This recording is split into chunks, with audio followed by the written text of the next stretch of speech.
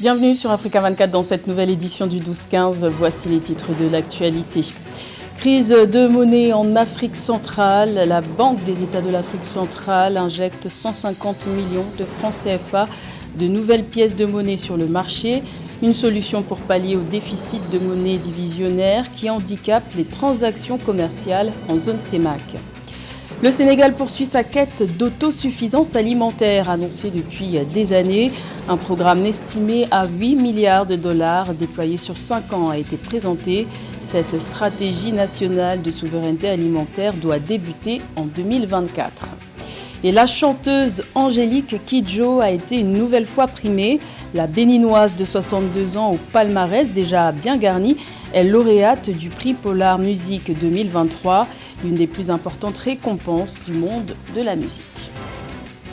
Mais tout d'abord, de nombreuses incertitudes demeurent au Soudan, alors que la signature d'un accord sur le processus politique visant à restituer le pouvoir aux civils est prévue ce samedi 1er avril.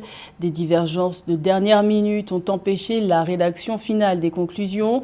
Les discussions se poursuivent sur les diverses forces de sécurité créées par l'ancien régime d'Omar el-Béchir et leur réunion dans une armée unifiée.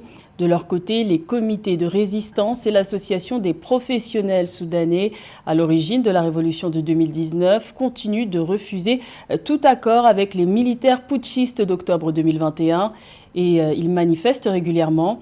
Rappelons que le calendrier de l'accord cadre prévoit la formation d'un nouveau gouvernement de transition dirigé par des civils le 11 avril.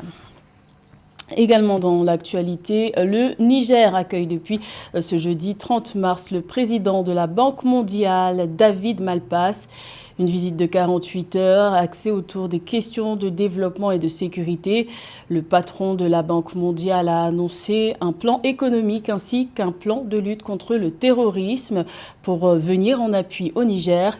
David Malpass est ensuite attendu ce vendredi 31 mars au Togo où il restera jusqu'à ce samedi 1er avril.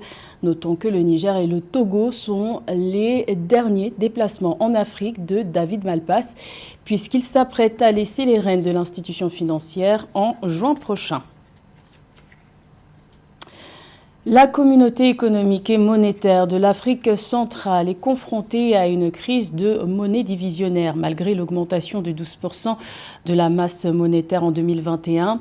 Face à cette situation, la Banque des États de l'Afrique centrale a décidé d'injecter 150 millions de francs CFA en pièces de monnaie, un sujet de Nathalie Moe.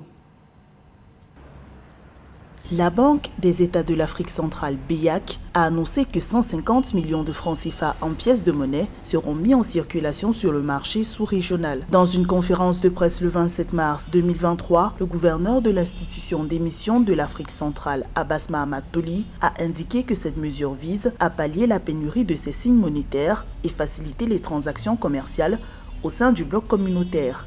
L'injection de la monnaie métallique ou de la monnaie divisionnaire dans l'économie peut fluidifier les échanges commerciaux en ce sens que on va assister véritablement à une augmentation de la vitesse de dénouement des transactions.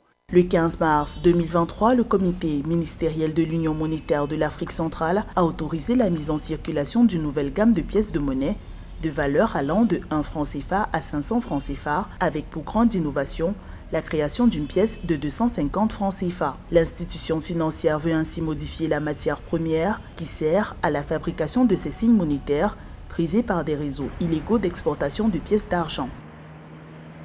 De pièces de monnaie dans le lot, on a vu uniquement les orfèvriers et les joailliers. C'est eux qui utilisent la petite monnaie pour faire des bijoux. L'alternative possible pour la création d'une nouvelle gamme de ces signes monétaires prévus par la BEAC, densifier, c'est-à-dire durcir, j'insiste encore là-dessus, durcir la législation en matière de transformation des signes monétaires. Donc le joaillier ou l'orfèvre qui fait appel aux pièces de monnaie, à la monnaie divisionnaire pour pouvoir fabriquer des bijoux peut prendre 30, 40, 50 ans de prison et on fait la publicité tout autour. Cela va rester donc dissuasif.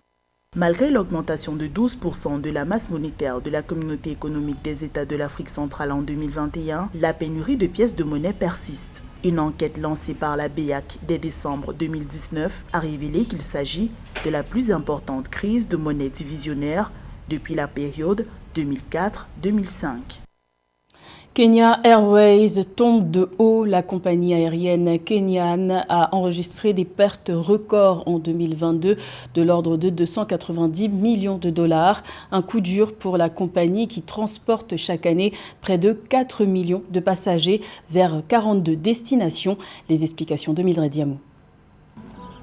Dans un communiqué paru le 27 mars 2023, la compagnie aérienne nationale du Kenya, Kenya Airways, a annoncé avoir enregistré une perte record de 290,5 millions de dollars en 2022.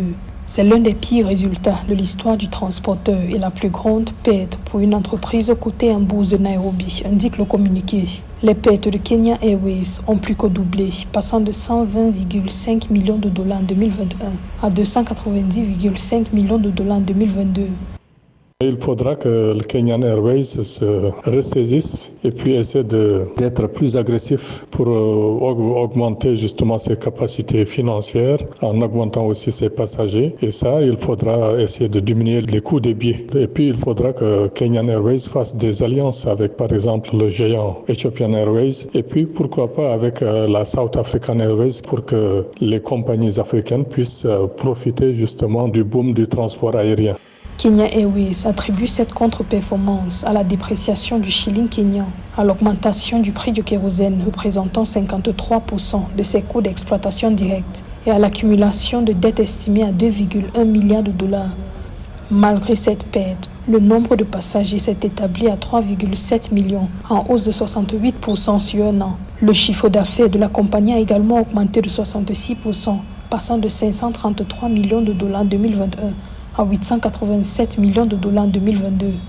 Le Kenya est un acteur majeur de l'Afrique centrale, de l'Afrique orientale, et il ne faudrait pas que cette place forte soit prise par d'autres pays, d'autres continents. Donc on souhaite réellement que le gouvernement kenyan veille à ce que Kenyan Airways puisse continuer à exister dans de meilleures conditions, avec une meilleure rentabilité et puis avec plus d'avions pour transporter plus de passagers. Depuis une décennie, Kenya Airways traverse une situation financière délicate et un problème de gestion. Les pertes accumulées atteignant 1,3 milliard de dollars dans le cadre des renflouements de l'État. Pour rappel, Kenya Airways transporte près de 4 millions de passagers vers 42 destinations chaque année. La conjoncture économique mondiale conséquente à la pandémie de Covid-19, au conflit russo-ukrainien et à l'inflation généralisée conforte le Sénégal dans sa quête de souveraineté alimentaire. Une stratégie est annoncée pour 2024, son coût 8 milliards de dollars sur 5 ans. Les précisions de Joël Ballot. Au Sénégal, le secteur agricole contribue à hauteur de 15,3% au PIB et occupe plus de 60% de la population active. À l'aube des 63 ans d'indépendance du Sénégal, le gouvernement a mis en place une nouvelle feuille de route pour atteindre la souveraineté alimentaire à l'horizon 2029, avec pour objectif d'étendre les zones cultivées et d'augmenter la production agricole et horticole. La stratégie nationale de souveraineté alimentaire sera financée à plus de 8 milliards de dollars, couvrant la période 2024-2029. Au ministre en charge de l'agriculture à prendre des dispositions nécessaires pour associer les organisations faîtières des secteurs de l'agriculture, des pêches et de l'élevage dans la mise en œuvre de la stratégie nationale de souveraineté alimentaire afin d'approvisionner le marché local et contribuer à la sécurité alimentaire des populations.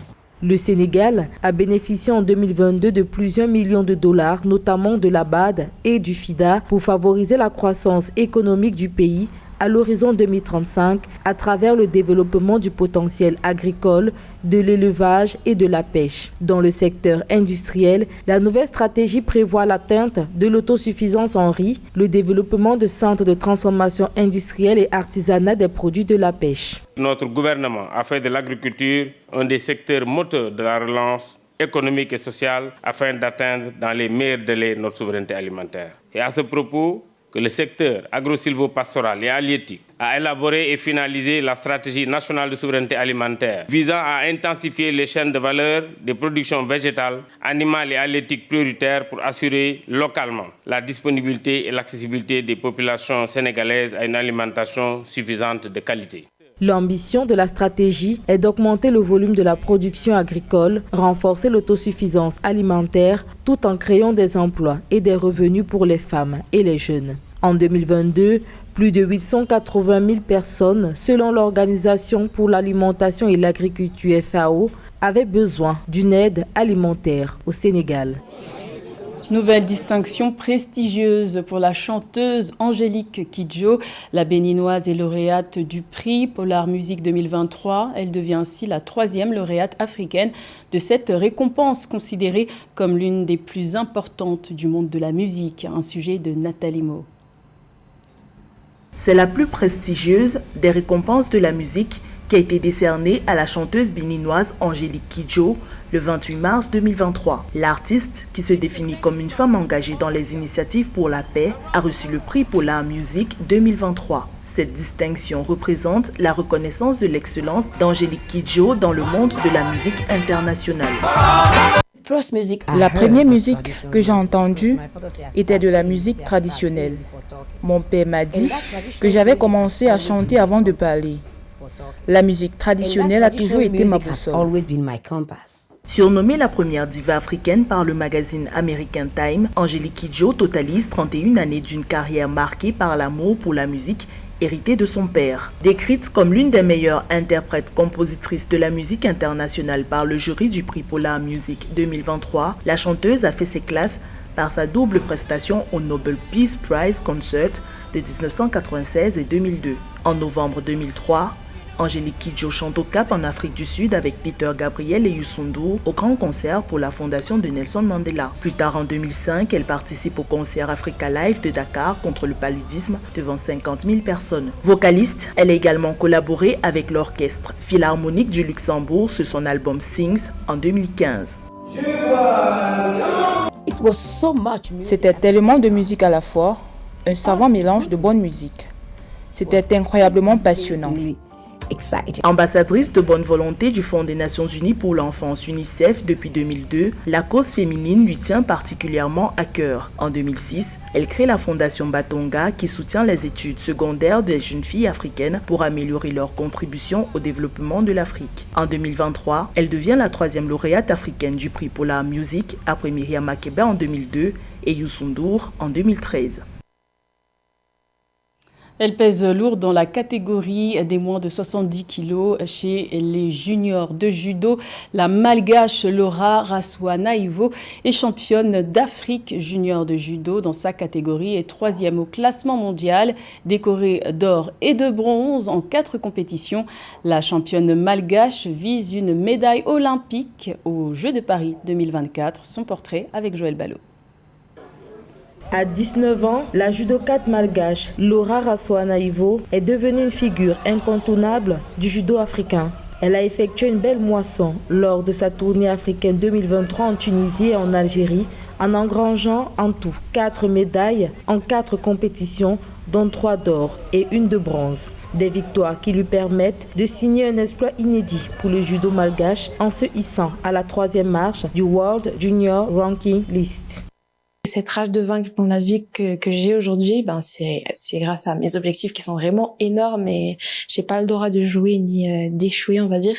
Engagée dans la catégorie junior des moins de 70 kg, Laura Rassoua-Naïvo est désormais reconnue à l'échelle internationale. Elle est championne d'Afrique junior de judo 2022, sacrée championne de Madagascar, du tournoi international de la Réunion en 2020 et du tournoi international de Madagascar.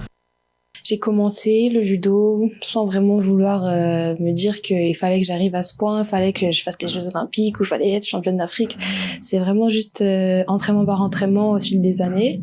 Et j'ai réussi à performer petit à petit, sans pression, avec de l'aide bien sûr de mon club, ma famille, mais vraiment sans pression et j'ai toujours voulu continuer. Donc il n'y avait pas d'obligation de résultat, c'était une passion qui est devenue une carrière sérieuse. Judokate de l'association sportive Saint-Michel à Amparibe au Madagascar, elle figure actuellement parmi les grands athlètes de son pays. Après le sacre continental, Laura Rassoua-Naïvo est en quête d'une médaille olympique aux Jeux de Paris 2024. Mais pour l'heure, elle entend briller aux Jeux des îles de l'océan Indien qui se tiennent au mois d'août à Madagascar.